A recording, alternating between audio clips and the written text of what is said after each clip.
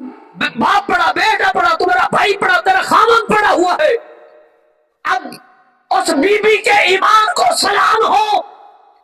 मुसलमानों, आज मैं और आप कहां मौजूद हैं? हमारा नबी के साथ ताल्लुक कहां मौजूद है? ऐसे बीबी को करोड़ों सलाम। 4 घर की बड़ी लाशें सामने पड़ी है और पूछा ये कौन है? उन्होंने बता दिया तेरा बाप है, तेरा सौज है, तेरे करीबी रिश्तेदार है सारे। बीबी ने कहा माफाल रसूलुल्लाह सल्लल्लाहु अलैहि वसल्लम, बाप को छोड़ो, भाई को छोड़ो, बेटे को छोड़ो, सारों को छोड़ो, मुझे ये बताओ कि काली कमली वाले कैसे हैं? हाय हाय हाय हाय, हुजूर कैसे हैं? करीम आका कैसे हैं?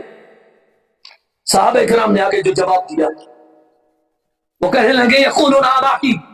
बीबी पूछ रही है कि हुजूर कैसे हैं? सामने देखो जो खड़े हैं ये मोहम्मद रसूलुल्लाह है।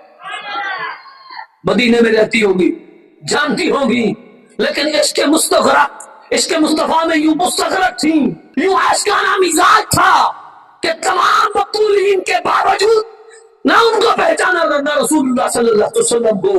और जब ये देखा कि हुजूर यहाँ मौजूद है, हत्ता दुफ़िया इला रसूलुल्लाह सल्लल्लाहु अलैहि वसल्लम, और करने क्या लगी कि हुजूर के जुब्बे मुबारक को यहां से पकड़ा और पकड़कर